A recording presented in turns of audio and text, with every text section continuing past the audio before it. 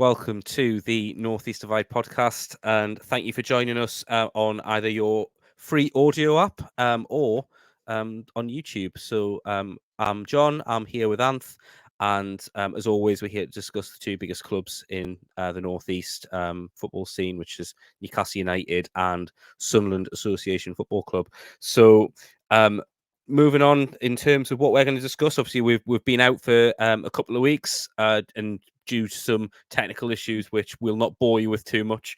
But we're going to go and we've got a lot of football to talk about. So actually, Anth, we've had 4 games between the two clubs since the last time that we spoke. Borough played Sunderland, of course. Newcastle played Luton at St James's Park.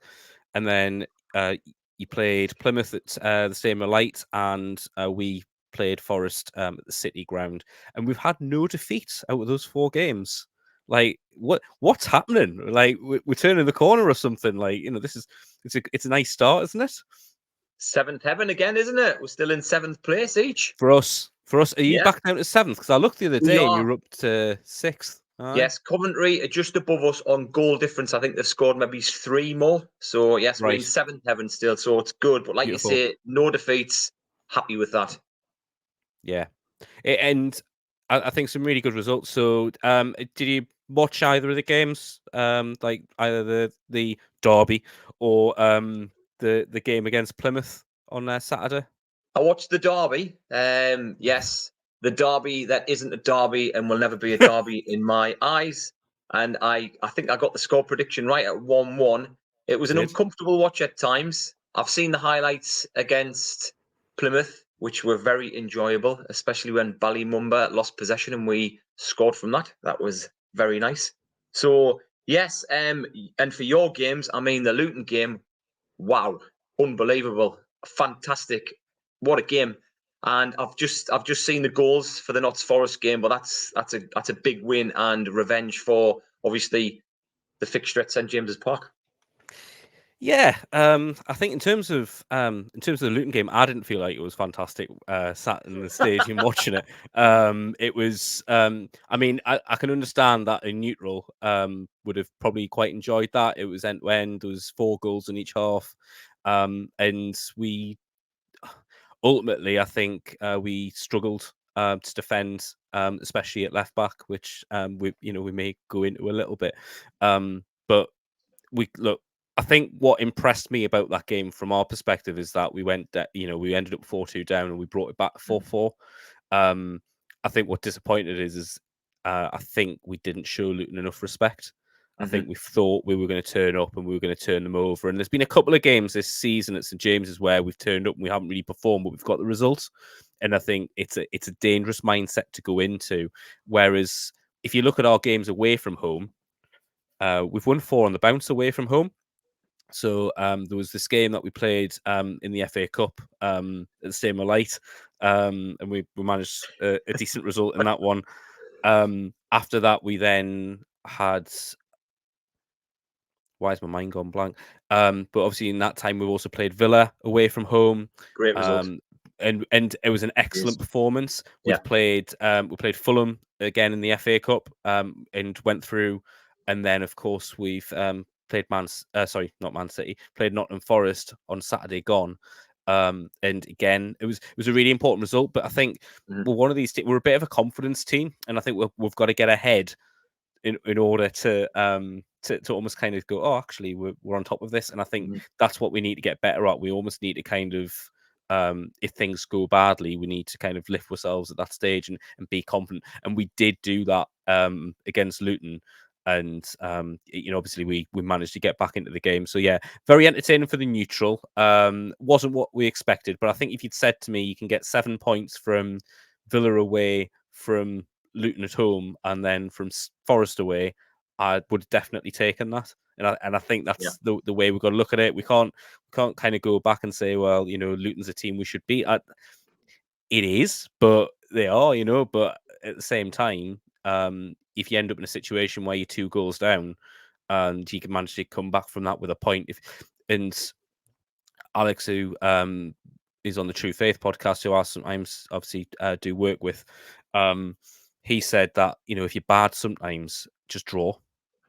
And you know, maybe that you need to kind of pick up that point. So yeah, I think we're on a bit of a run of form now. You know, the last game we lost was against Man City. But since then, you know, we've been on a decent little run, and even that game against Man City, we played pretty well. I think performances really since the game at the Stadium of Light have been much better, and as a result, the results have also got better. All right, Anth, Michael Beale. He's turning the corner, though, isn't he? Because, I mean, so just to go over, so he's played, what's that? In the league, you've played, 9 games? He's won 4, drawn 2, and lost 3. And unbeaten in your last 3. So, I mean, surely this noise is starting to calm down a little bit around Sunderland now. I wondered how long it would take him to implement the style of play that he wants to implement with the team. I think it's starting to bear fruit now, fruition, whatever you want to class it as being. An interesting tactical change for me with regards to one player who I think's looked a yard off the pace of late, and especially against Borough when he was bypassed many times in the midfield. They were cutting through us like a butter through knife at times. They were quicker to get the ball forward. Yeah, they showed a lot of nous in the midfield. It was Ekwa. I don't think he had one of his greatest games against Borough, so it was interesting to see how he'd play against Plymouth on Saturday. Now, Beale pushed him in a slightly more advanced role, then Neil was sitting back a little bit more. And I tell you what, I mean, the first half performance wasn't great, but second half didn't half pay dividends. And I mean, Ekwa scored a great goal. The atmosphere, by all accounts, was really good, fantastic. I think it was 41,000 plus there. And I know that he put a heartfelt post on social media about his niece. I think she's called Poppy. And the Sunderland supporters really got behind him. And I think he felt quite emotional, put his sort of hand on his chest next to his heart and sort of thanked the supporters. So it's shown a more human side to him. I think that there was a sense of arrogance maybe that was coming through sort of post-match interviews, and sometimes he was a little bit defensive where he didn't have to be defensive, as in with these comments. I don't mean actual tactically. Yeah. So he didn't help himself, but I think he's coming across as a bit more likable now, and I'm hoping that the team have turned a corner, and we'll see how we get on, because it's tight up there at the moment. It's really tight, but two good results. Yeah, and I think that's it. And I said this to you the other week: if he lets the football do the talking, if he very much focuses on that and doesn't focus on the noise in the media and doesn't get as defensive, fans will get behind him. And you know, I hate to bring him up again, but this was one of Steve Bruce's biggest issues: is he just got too defensive. He couldn't take criticism. He couldn't listen to it. He couldn't believe it. And Beale's got a little bit of that about him, and I think that's something that maybe he needs to be more careful of and watch out for. But I think just to kind of give you a little bit of an overview of kind of how opinion has changed, we did a little poll on our Twitter page. We're at Northeast Divide for anyone who is interested. So we asked Sunderland fans, now 6th in the league, well, they were at the time, with 15 games to go, how long should Beale be given? So of the 57 votes, 7% said sack him tomorrow. 1.8% said until the playoffs weren't possible. 31.6% said let him go if he's not promoted. And almost 60% said let him start next season.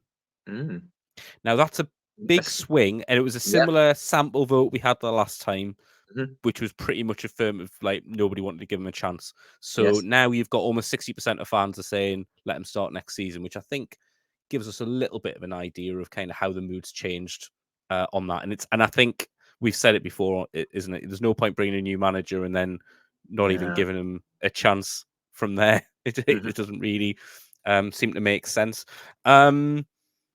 So moving on really swiftly, we're going to talk about, because we missed a little bit of this, of course, in terms of the immediate aftermath, probably the quietest January window that we've seen, because most clubs in the Premier League are shit scared of breaking FFP because they're worried about how many points they're going to be deducted at the end of the season. Certainly restricted what Newcastle could do. We signed a lad called Alfie Harrison, youngster from Man City, seems to be really highly rated. We paid £3.5 million for him. I think there's some sort of sell-on clause on there as well if we were to, but seems to be very much one for the future. And then we'd already talked about it, but Javier Manquillo left and went back to join Rafa Benitez in Spain. Sunderland activity, we were just talking about this before we came on air. Let's talk about Alex Pritchard, because somehow we missed all of this.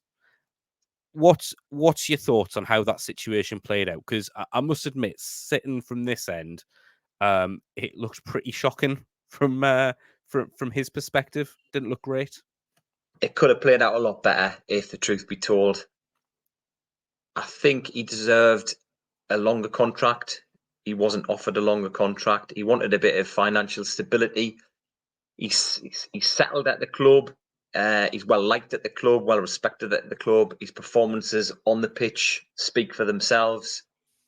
So yeah, I was disappointed in the way he left, and I think maybe what soured it a little bit is with regards to the fact he allegedly refused to play. I don't know. Like I say, I'm just going to base it on what he did for us on the pitch and how much he loved the club. And I think when he left the club, the statement that he released sort of showed that. So to me, he deserves a lot of respect for that. And I respect what he's done and the club that he's gone to. Again, Mowbray, love Mowbray. And I hope he does a really good job at Birmingham. Not too much of a good job, though. I don't want him to push us for the playoffs, but I hope he does a good job. And I think Pritchard will do really well. So to me, when he's left, I think he deserved a little bit more respect. He deserved. I know it's against our model as such with the age and obviously potential sell-on value. There wasn't going to be any. So, but I think he deserved a little bit more respect and he deserved a little bit more. And I was sad to see him go. It feels like there's just a bit of a fear there from the club. And I mean, you can kind of understand it to an extent because Short left he's in a massive mess because he was essentially just signing checks and it wasn't a sustainably run club. Obviously, the Chuckle Brothers then came in and, and ultimately thinking it's going to be easy to flip and then realised actually they needed to strip everything back to get in a situation where you can almost have that health of the football club back in. And it feels very kind of, you've gone kind of very Mike Ashley in a lot of ways in terms of you need to financially fix the club where it is because, it was a mess where it was. And because of that, they're very stringent on kind of what they can and can't do. And that restricts how ambitious you can be. And I mean, I sincerely hope for your sake that it isn't like a Mike Ashley-esque situation because that was the worst thing about that is that it didn't need to be the way that it was with us. But it then became a narrative and, Newcastle can't afford to do this. You can't get these stadium deals. You can't get better commercial revenue than Sports Direct for $3 million a year or whatever, all this bollocks that we had to hear and listen to. But I think the challenge you have at the minute is all the time you're a championship club, it is going to be really tight on the purse strings and they are going to have to think carefully about, about certain players. But I noticed the statement. I just had a quick look at it there, and from Pritchard is very detailed, and he makes a good point of thanking and essentially being honest and saying, look, I needed some more security and that's why I've gone. And what I'm trying to find now is I think Sunderland tweeted out, didn't they, a couple of days before the transfer went ahead, to essentially say that he wasn't going to play again for the club or that he refused to play for the club again. If that's come from and I'm just double checking my source here, if that's come from the official club account, is that really on? Like, it just feels a bit like, I don't know, like, I think there's certain things that you don't need to say in public. Yes. As a club. I expected better. Thing is, what that's done is it's turned not a lot of the supporters, I can't speak on behalf of everyone, but there's a few supporters that did turn against Pritchard. Obviously, well, no one's bigger than the club, the usual, and it sort of tainted it a little bit for him. It hasn't for me because, like I say, we brought him in. I mean, he was a £15 million player once, wasn't he? So he came in. I mean, people say we've given him a chance, a platform, a stage to sort of show his skills and to show the player that he can be and what he was basically. So yeah, I think the club let themselves down a little bit with regards to that statement, and that didn't really need airing the dirty linen in public. So a bit disappointed by that. Yeah, I mean, we've had situations like that before as well. I think the one that springs to mind, Johan Cabaye, who we're playing. I think we're playing Arsenal near the start of the season, and he didn't start. He wasn't in the squad, and there was nothing really said about why. But I think people put two and two together, or I think Arsenal wanted him, and I can't remember who we were playing, but basically he wasn't. He didn't play. Here we go. Club communication, Alex Pritchard. I found it. And there was nothing said publicly, but again, right, this was Newcastle under the Mike Ashley era. Nothing was ever said publicly anyway. But they were fairly clever with it because they basically didn't kind of comment on it, didn't release a statement or whatever else. And essentially it worked itself out, and he played another 6 months for us before we sold him to PSG for about 20 million. And then Joe Kinnear allegedly was sacked because he didn't get enough money for Johan Cabaye. Not because he was a useless director of football who was once went to Birmingham and said that left back looks good. He could be one to sign, until someone pointed out that it was our left back that was on loan there. I think Genius. Brilliant. Yeah, so Pritchard's statement, for anyone who didn't see it at the time, that Sunderland released, was on Friday morning. Alex Pritchard informed the club he was no longer available for selection, and he subsequently withdrew from today's match squad. The midfielder also expressed his desire to leave for Sunderland with immediate effect. The club will be making no further comment at this time. Mm-hmm. I don't think there's a need for them to make that statement at all. I just think it feels a bit petty. It feels a bit cheap. It feels like it is very much about the PR, and it's very much about if we do this, then the fans will understand when he leaves. But I mean, we were a club at the time, again, with really unpopular owners who everyone knew that these players that came in that were really good were being sold if you play here well for a year or two, you can get a move to a bigger club, and that's how the club was sold to them. Mm-hmm.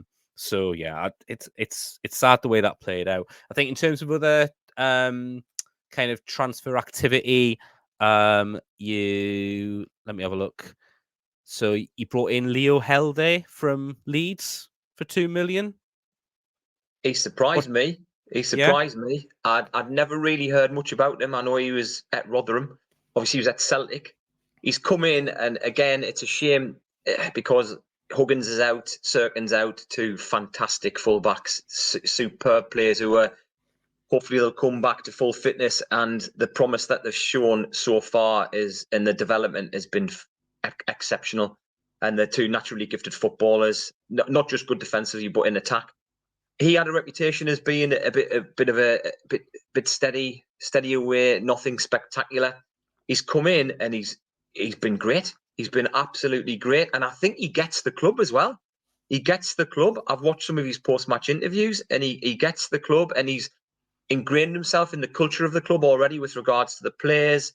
He's mixing really well. He's settled, and it's only been a couple of games, so I think he's one who might surprise us, because I think when Serkin and Huggins come back, I thought maybe, that they might get back straight in the team. But perhaps now, maybe he's not.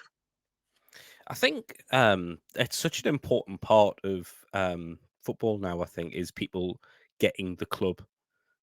When a player comes in, I think it is really important. And I think one of the things that has been said like over the last couple of years under the new regime is we've almost got like a no dickheads policy when it comes to signing players. And there was lots of rumors about obviously when Ronaldo had gone to the Saudi Pro League, and there was a lot of people making that connection and saying, "Oh, you'll end up signing Ronaldo on loan and all this rubbish." And I don't see it happening, because Ronaldo only really cares about one thing, and that's brand CR7, and that's it.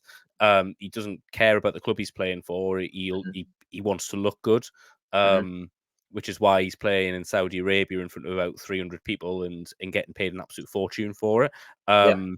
So I think that part about getting the club and building the culture, and I think Howe's done a great job of that at our place, is very much kind of building that good squad dynamic, to make sure that we're doing, essentially that players come in and they're ready to hit the ground running and get on with everyone. And you don't really hear of any kind of huge issues at the club or in the dressing room.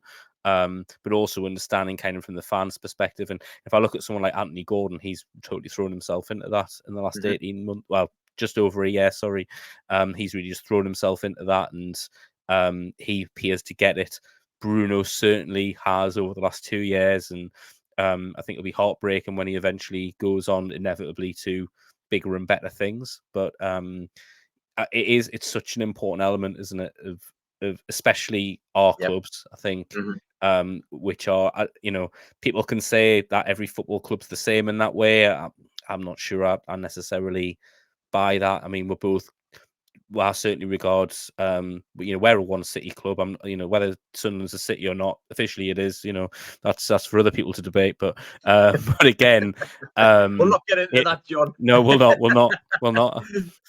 Honestly, I'm not trying to abuse you. But I think it goes back to that, doesn't it? It's that one club that everyone will support if they live local to it, and driving that, and understanding kind of why everyone's so passionate about it, and actually the likes of Sunderland Till I Die help with that, don't they? Really, that is a bit of an advert for what your fan base is about, I assume. I just think back now to the Rodwell and a comment that he made that was noted on Sunderland Till I Die, which is infamous. I'm not even going to repeat it because it angers us so much. Oh, you have to now. You can't say that, and they're not. Honestly, I'm thinking positive things for Series 3 because it's I know we're going to sort of get onto that briefly, and it needs to be watched basically, and I'm going to binge watch it. It's only 3 episodes, but the likes of Darren Gibson when he's off the pitch antics and things that he did, etc. I mean, the culture now is completely different, and it's a much more positive one. It's not a poisonous one. I just remember a scene as well with McGeady, who I love McGeady, to be fair, and they were throwing snowballs about, and he accused them of being immature. So there was obviously a sort of divide there back then, and now there isn't. It's just harmony both on and off the pitch. We're getting there on the pitch with regards to playing as a unit. And I mean, you're saying about the transfer activity. The big one for me, obviously, he hasn't gone anywhere, and hopefully he won't, is Chris Rigg. Chris Rigg at the moment is speculation going around that Bayern Munich, Liverpool, Manchester United, Manchester City are interested in him. So Chelsea got no chance. Bugger off, Chelsea. Anyway, he's the lad who's he's a Geordie, isn't he? Chris Rigg. Chris Rigg. I don't. I don't. Have I made that up?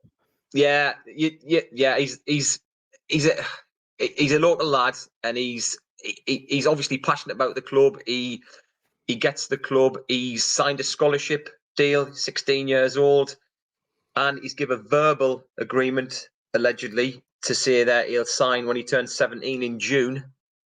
But whether or not he will, I think some of his family, maybe it's sort of Sunderland and Newcastle possibly, but as far as I'm aware, he gets the club. So I really want him to stay. And it's interesting that Beale has given him a glowing endorsement and said that he's going to get more minutes second half of the season. He came on in this, was it the 65th minute against Plymouth? So he got some minutes under his belt. Yeah. So I was happy to see that because, I mean, when we played against Southampton, when I look back now at that 5-0 result, I just think, look at Southampton now, how they came back at the weekend as well. And he scored that header. I thought, what a play. And, he's only going to get better. He's only going to get better. So hopefully he'll stay with us and continue his progress, because I think if he does go to one of the so-called bigger clubs, that he might get sort of, he'll not get enough playing time and he'll get lost amongst the sort of system as such down in the under 23s, ones, whatever you want to call them nowadays. Yeah. So I have looked up. He was born in Hebburn, so it's probably a coin flip as to who he supports. But I believe his family are black and white. Is that right? I didn't. Yeah, I thought it was like a bit half and half. To be fair. Yeah, but you know, Hebburn is a bit of a coin toss. Like same as it is. It's one of them places. Like Washington as well as there's South Shields, etc. Yes, Shields. Well, yeah, Shields is another one. So, but yeah, I think someone I know knows his family, and they're predominantly black and white. But I think I don't think you would do that. But you don't know. Like Colback did it. It depends whether he would want that move, or well, it does, but it depends whether he'd want the move, doesn't it? Really, it depends whether he's deep down black and white. Because, and the way I look at it, right, is Sunderland have traditionally had a much better academy than Newcastle for years and years and years, and that is and that's the truth. If you look at it from an impartial point of view, that's the truth. So if you're a young player and you're promising talent, and Sunderland offer you to play there, and you're a Newcastle fan, you'll go to Sunderland and you'll play in their academy, and you'll go through their system, because ultimately, like, that's how you're going to learn, and you're going to become a better player for it. The problem is that when you reach age, I say problem, you know, if the problem for Sunderland possibly, some of those players reach that age and go, well, actually, if I've got a choice to go to Newcastle, I'm going to take it. And especially when you look at the different trajectories the clubs are on. So it is, you know, it's one of those things. But look, I'm not calling it now. And I think the other thing to look is, look, there's other clubs out there, as you say, if like Man City and Bayern Munich and Liverpool are out there, you know, Newcastle is still on that journey. And we're nowhere near that right now, but it's an interesting angle, and obviously one that this podcast will take particular interest in as we go. You also brought in Romain Mundle as well. Yes, I didn't know too much about him. I knew he was at Tottenham, and I was looking at his stats actually, and he did well for the under-21s. I'm just looking at them now. So he played 24 times, scored 7 goals, got 5 assists when he was at Tottenham. So obviously he didn't do exceptionally well in Belgium, is it? I think he made 5 appearances, maybe 6, if that. But the rumour is we paid 1.8 million for him. So, and he came about 2 on, million, yeah, he came on the 69th minute, and I think that we didn't have enough time to see what he'd be like. But I think he's quite direct, and he's willing to take players on. And I was thinking, have they brought him in as a replacement for Jack Clarke?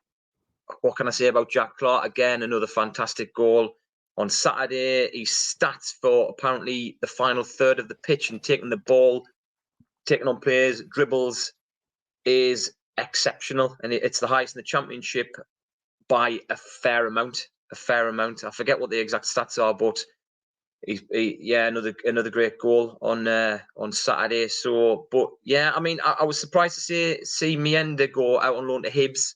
Trianta's not so much because he's a central defender.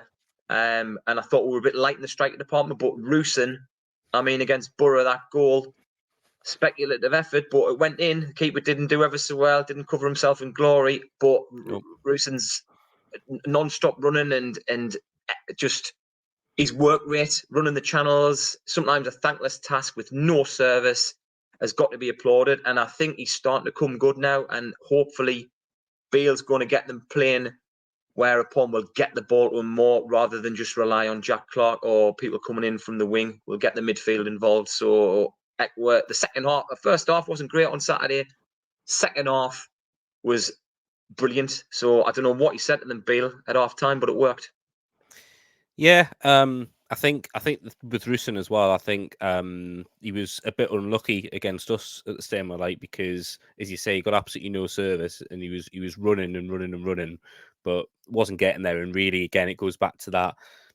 The one thing you don't have still is a target man, really, which is probably what you need. But I don't think you were ever really seriously in for Kiefer Moore, although that would have been an ideal signing. Is that one really the model could afford? And I think that it goes back to it. But, you know, Newcastle had this issue when, you know, the ownership wouldn't sign Rondon permanently. They signed him on a 1-year loan deal, and then he was our player of the season.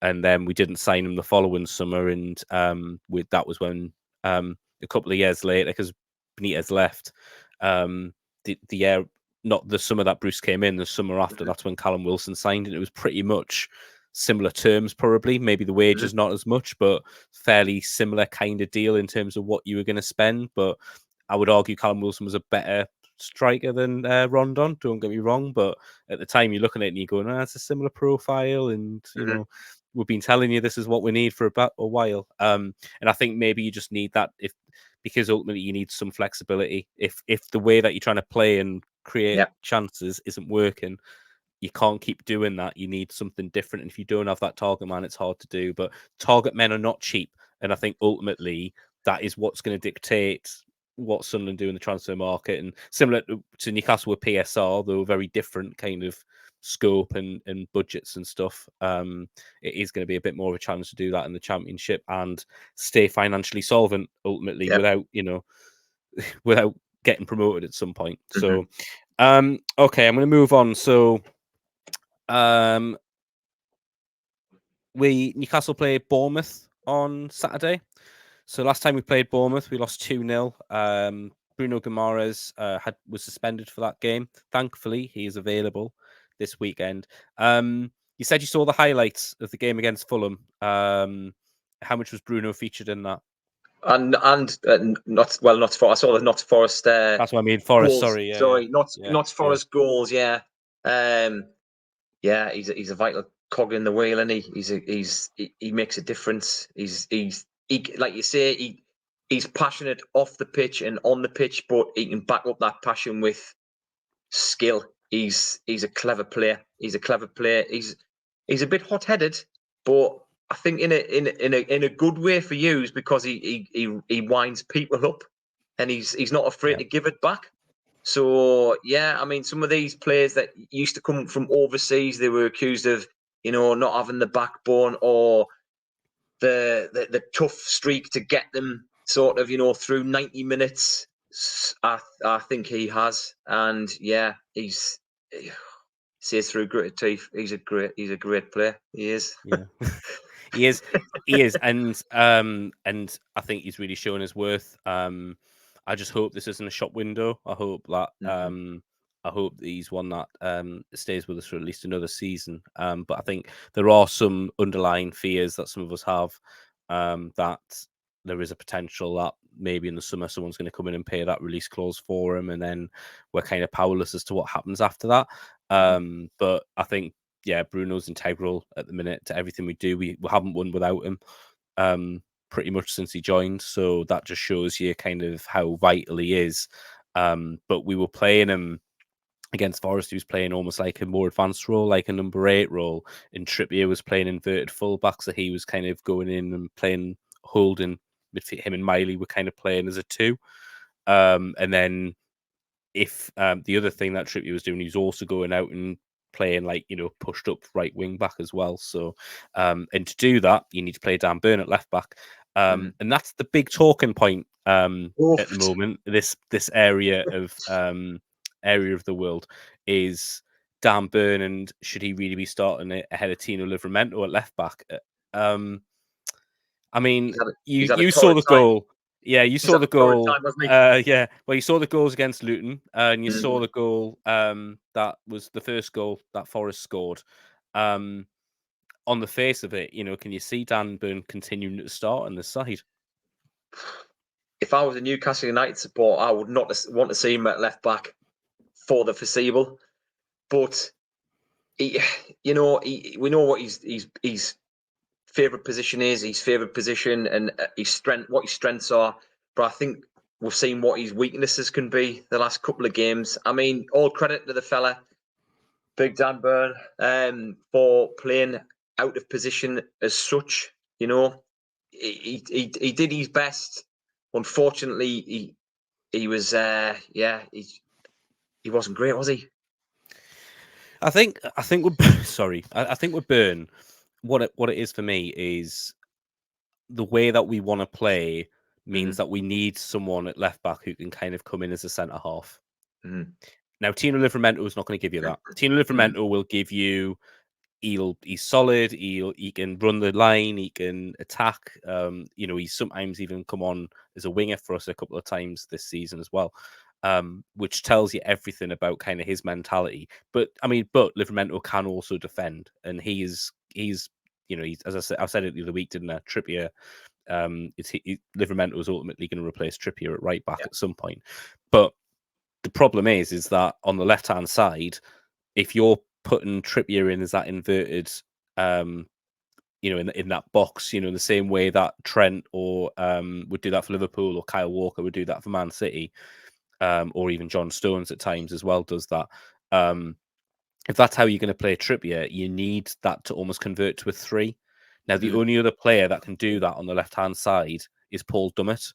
Now, Paul Dummett is not going to usurp Dan Burn from that starting lineup. So I don't think the argument is as simple as you need to play someone else at left back. You need somebody who can do what Dan Burn's doing at the minute. If that's the system you want to play, the question then is that the right system to play? And if you're looking at Joe Linton but not coming back into the side until May, it's very difficult to argue against that, because you need a little bit more support in that midfield, because as great as he's been, Lewis Miley is not a physical presence in that midfield. He's not brilliant when it comes to tackling. He doesn't make a lot of tackles, doesn't make a lot of fouls, hasn't really mastered the art of the tactical foul yet. And look, in some ways, I don't want him to, right? He's a generational talent. This kid is going to be incredible. But at the moment, he's being asked to do something, and he's got to try and do it, but his strengths don't lend to that. So actually, he does need a bit of support in there, and it's good to see how trying something a little bit different to get the best out of that side, I suppose, in that 11. And so I think the Dan Burn argument is a bit more nuanced than you don't want him playing at left back, because of where he's kind of needing to play at the moment. But yeah, I can understand that teams will be looking and going, right, who's our fastest player, and we're going to play him down that side and see if we can beat them. Because why wouldn't you do that? I still think we win on Saturday. I still think we win. I said 3-1 this week, so that's what I'm going for. And I think we'll go 3-0 up, and I think Solanke will get a consolation for them. But that's kind of where my head is on that. You've got a game tomorrow night, Valentine's night. You and Mrs. Lavelle will be sitting, taking in the football over a dining for two M&S meal, I imagine. The romance of Huddersfield away. What a joy. Yeah. Yes. Yeah. Tough game. I don't think it's going to be as straightforward as we think it's going to be. Huddersfield are a bit of a mixed bag. They've obviously flirted with the wrong end of the table. They've got some half decent players. I mean, when you think back, they were in the Premiership not so long ago, or is it just my brain's not working now? It feels like not long ago. Sorry, they got promoted with us. Yes, in they did, didn't they? Yes, 2017, yeah. And then they stayed up that year. Yes. So they went down 2019, I want to say. So there you go. 2017, 17, 18. I need to get my years right here. I think it was 2018. I think they went back down. Yeah. Yes. So I think that's going to be a tough game. I don't really know how to call that one. I'm a bit unsure. I'm hoping we'll get the win. I think we could sneak at 1-0, possibly 1-0. I think it's going to be one of those affairs. I don't think it's going to be a great spectacle, although I could be wrong. It might end up 4-3. What was your score prediction again for the Luton Town game? Was it 2-0? It certainly wasn't 4-4. Exactly. There you go. I think. Yeah, but that's it. You just look. Sometimes I thought it would be a cagey 2-0. I think is what I said. That was it. But I was definitely wrong. And I'm happy to admit that. And yeah, I think sometimes these games, and I say the biggest issue I had that day is that I think we didn't. We kind of turned up. Well, we didn't think they were going to turn up. I think we just thought we could just turn up and win, and that didn't happen.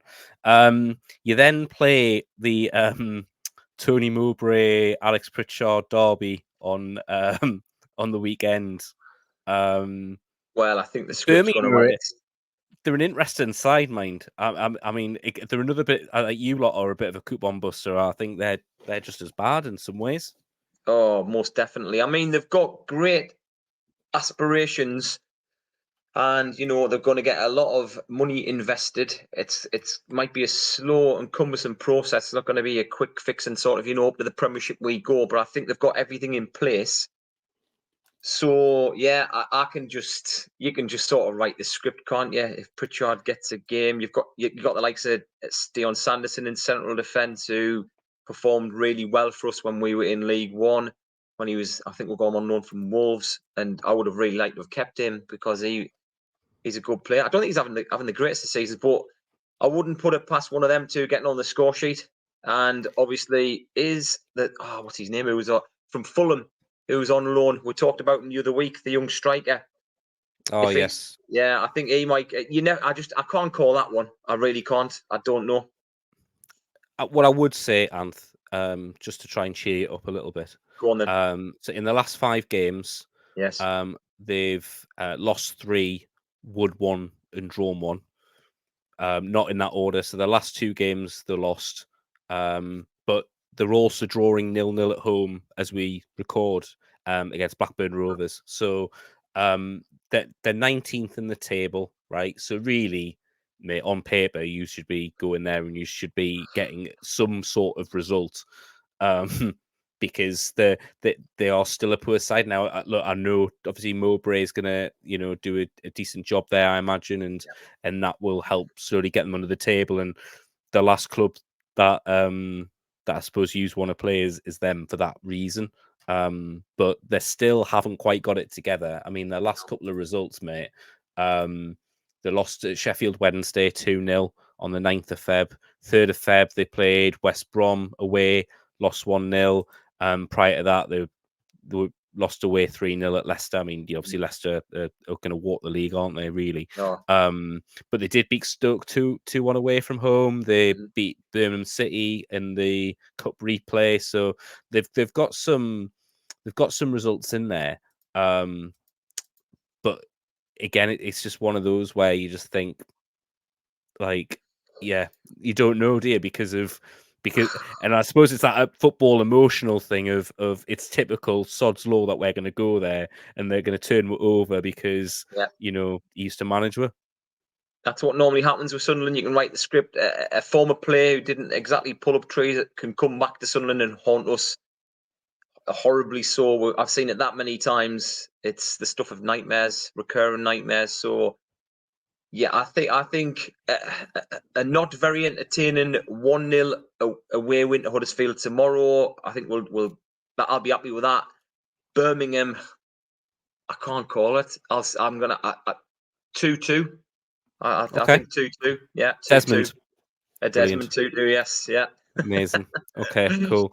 And thank you very much. It's been great to see you again and catch up again, and look forward to talking to you next week when we will be reviewing the games, and we're going to deep dive a little bit on Sunderland Till I Die. I'm hoping it's as entertaining as the first 2 series that I watched of that program, but we don't know. We'll have to wait and see. And then, of course, we'll be looking forward. Newcastle will be warming up for Arsenal away, which is not an easy 3 points for us. And of course, we'll be previewing Sunderland's upcoming game then as well. But again, thank you very much. Thanks for watching. If you've watched on YouTube, thanks for listening. If you've been listening to us on your free podcast, this has been the Northeast Divide. Thank you and goodbye.